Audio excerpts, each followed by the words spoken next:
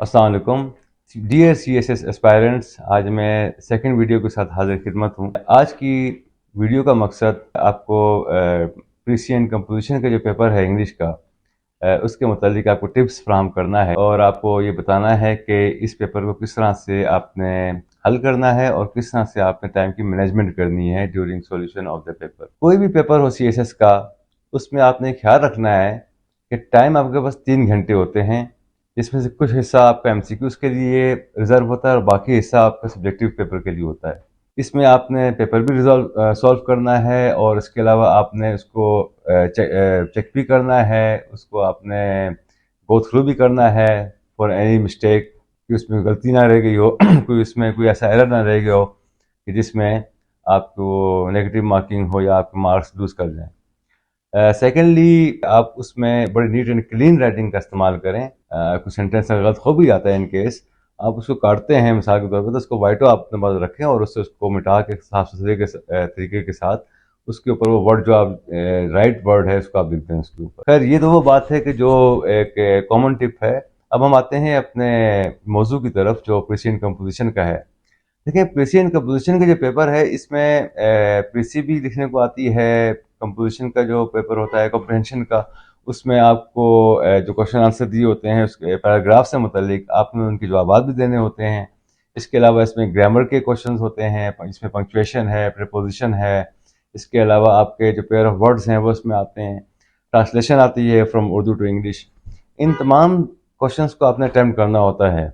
कहीं पे आपको ऑप्शन दिए जाते हैं, जिस तरह के पेयर ऑफ वर्ड्स हैं उसमें मल्टीपल ऑप्शंस होते हैं, उनमें से आपको 4 या 5 करने होते हैं। Same goes with sentence correction के जो क्वेश्चन हैं, उसमें भी आपको ऑप्शन दिया जाता है कि आप how many option you can avail. लेकिन जहाँ तक बात है प्रीसी की और कंपोजिशन के पेपर की, कॉम्प्रिहेंशन के पेपर की, तो उसमें आप के पास कोई ऑप्शन नहीं होता। आपको उन्हीं क्वेश्चंस का जवाब देना होता है जो आपके पास होते हैं।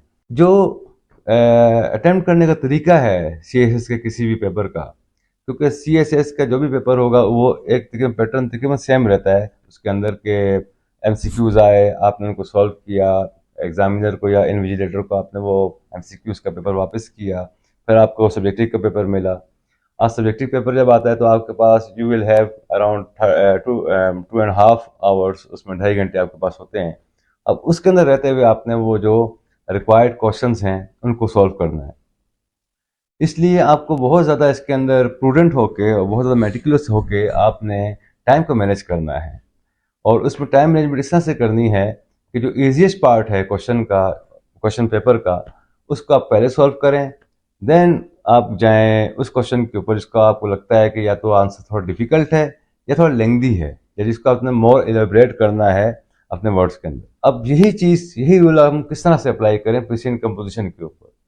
प्रिसियन कंपोजिशन में जो मेरी राय है, जो ओपिनियन है इसके ऊपर, वो ये है कि सबसे पहले आप पंक्चुएशन, सेंटेंस करेक्शन और इसी तरह जो प्रीपोजिशन का क्वेश्चन है या जिस तरह आपका पेयर ऑफ वर्ड्स का ऑप्शन है, इनको पहले अवेल कर लें, क्योंकि इनमें आपको टाइम भी नहीं लगेगा। अगर आपकी अच्छी कमांड है ग्रामर के ऊपर और इंग्लिश लैंग्वेज के ऊपर, तो यू में easily solve these questions with in may be half hour या मोस्टली 20 मिनट्स में भी हो सकता है ये।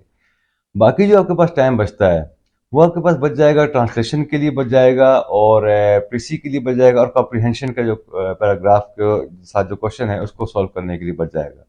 इस तरह से टाइम मैच करेंगे तो उससे आपको ये होगा कि आपके पास काफ़ी टाइम बच जाएगा, जिससे आप प्रीसी को अच्छी तरह पढ़ के समझ के और उसका आप 1/3 उसकी समरी जिस तरह करनी होती है तो वो आप करने में आपको आसानी होगी। इसी तरह जो पैराग्राफ है उसको समझना और फिर उसके जो जवाबात हैं उन सवालात की जो उस कॉम्प्रिहेंशन के पैराग्राफ के साथ हैं, उनका जवाब अपने अपने अल्फाज में देना है। जब तक अल्फाज में देना है तो ज़ाहिर आपने जब तक उसको समझा नहीं होगा सही तरह से, तो आप उसके जवाब देने के अहल नहीं हो पाएंगे। लिहाजा उसके लिए काफ़ी टाइम लगेगा, डेलिब्रेशन करनी पड़ेगी, आपको ब्रेनस्टॉर्मिंग करनी पड़ेगी। लिहाजा उन क्वेश्चंस को आप आखिर में अटेम्प्ट करें, और इन क्वेश्चंस को जो मैंने आपको बताया अभी ग्रामर के और बाकी जो पेयर ऑफ वर्ड्स काइंड के जो क्वेश्चंस हैं, इनको पहले अटेम्प्ट करें। जो मेन बात मैं आपको और बताने जा रहा हूँ इसके ऊपर, वो ये है कि आपको प्रिसियन कंपोजिशन किसी भी इंग्लिश के पेपर को सॉल्व करने के लिए या प्रिपरेशन के लिए या उसको अटेम्प्ट करने के लिए you must be well versed in reading. आप रीडिंग करेंगे तो आपकी वोकैबुलरी भी अच्छी होगी, आपको ग्रामेटिकल स्ट्रक्चर्स की भी समझ आएगी, और आप इस तरह के जो क्वेश्चंस हैं जिनका मैंने कहा कि वो आसान आपके लिए होंगे, वो तभी आसान होंगे कि जब आपकी ग्रामर पे आपको पूरा अबूर हासिल होगा। लास्ट थिंग जो मैं आपको इसमें बताना चाहूँगा कि जो मेजर टिप है इसके अंदर, वो है कि आप अपने रीडिंग स्किल्स के साथ जो राइटिंग स्किल्स हैं उनको कंटिन्यू रखिएगा, और till the time of paper exam आप उसको जारी रखें।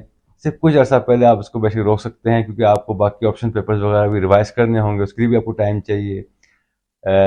उस टाइम तक आप इसको आप अटैम्प्ट करते रहें कि माजी के पेपर्स हैं। और ड्यूरिंग एग्जामिनेशन सीएसएस के एग्ज़ाम के दौरान, खासकर इस पेपर में प्रिसिएंट कंपोजिशन में, आपने ये ख्याल करना है कि आपके पास कम से कम 20 to 15 मिनट्स का मार्जिन हो, जिसमें आप इसको चेक कर सकें और अपने किए हुए पेपर को एसेस कर सकें कि उसमें कोई मेजर गलती तो नहीं रह गई, कोई ग्रामर की गलती, कोई पंक्चुएशन की गलती, या कोई उस तरह की और कोई मेजर मिस्टेक ना हो उसके अंदर, ताकि आपका जो पेपर है वो अच्छी तरह से अटेम्प्ट हो और उसमें आपके अच्छे मार्क्स आ सकें। अब हम जो दो मेजर पार्ट्स हैं उनके ऊपर आते हैं। तो प्रीसी जो है, इसमें जो रिक्वायरमेंट होती है वो ये कि जो पैराग्राफ दिया गया आपको, उसका 1/3 आपने लिखना होता है, यानी कि उसको आपने कंसाइज करके कम्पैक्ट वे में अपने वर्ड्स में उसको बयान करना है कि वो ऑथर या राइटर जो है वो क्या कह रहा है, उसके अपने अल्फाज में। और सेकंड ये कि उसको आपने टाइटल भी देना है। टाइटल वो दें जो कैची हो और जो कि उससे कंसर्न हो, उससे रिलेटेड हो, उससे हट के ना हो। और प्रीसी में बिल्कुल प्लेन इंग्लिश अगेन इस्तेमाल करनी है, कोई आपने फ्लोरी लैंग्वेज नहीं इस्तेमाल करनी, बड़ी सिंपल रखना है उसको आपने। इसी तरह जब आप कॉम्प्रिहेंशन पे आते हैं तो उस पैराग्राफ को अच्छी तरह पढ़ें, 2-3 टाइम्स पढ़ें, जब तक कि आप ये इस चीज़ पे आप समझ ना जाएं कि वो चीज़ आपकी समझ में आ गई है। उसको समझने के बाद फिर आप क्वेश्चंस को अटेम्प्ट जब करेंगे तो आपको आसानी होगी कि आप उन क्वेश्चंस के जवाब आसानी से दे सकें। लिहाजा आप इस चीज़ का ख्याल रखें कि आपकी जो कॉम्प्रिहेंशन की स्किल्स हैं और रीडिंग स्किल्स, आप इसको अच्छा बनाएं, ताकि आपको एग्ज़ाम के दौरान कोई दुश्वारी पेश ना आए। आखिर में मैं आपको ये टिप देना चाहूँगा कि पेपर अटैम्प्ट करते हुए आप बहुत ही ध्यान के साथ आप उस पेपर को अटैम्प्ट करें, जल्दबाजी बिल्कुल ना करें। एक एक सेंटेंस को लिखने में आप सोच के लिखें कि आप क्या लिख रहे हैं, चाहे वो प्रीसी हो, कोई भी पेपर का कोई भी पार्ट हो, कोई भी ऑप्शन पेपर हो। इस रहनुमा असूल को ज़रूर ज़हन में रखें कि जितना आप पुरसुकून होके और जितना आप आराम से मुतमईन होकर आप इस पेपर को अटैम्प्ट करेंगे, किसी भी पेपर को, तो आपका पेपर इंशाल्लाह अच्छा भी होगा, आपको मार्क्स भी अच्छे मिलेंगे। और जितनी जल्दबाजी करेंगे, जितनी इसमें आप कोशिश करेंगे कि मैं ज़्यादा से ज़्यादा लिखूँ और पेजेस को मैं भरूँ, तो इसमें आपके मार्क्स ना सिर्फ लूज़ होंगे बल्कि आप वो गलतियाँ कर जाएंगे जिससे आपके मार्क्स जो हैं वो लूज़ कर हो जाएंगे। इसके साथ ही मैं आज का जो वीडियो है इसका अख्ताम करना चाहूँगा। आपके पास कोई भी क्यूरीज हों जो कि आपके जहन में हैं, आप काइंडली अपने कमेंट सेक्शन में आके इसमें आप वो क्यूरीज रेस कर सकते हैं और उनको पोस्ट करें। इंशाअल्लाह ताला हम अपनी नेक्स्ट वीडियोस के अंदर उन क्यूरीज को हम एड्रेस करेंगे।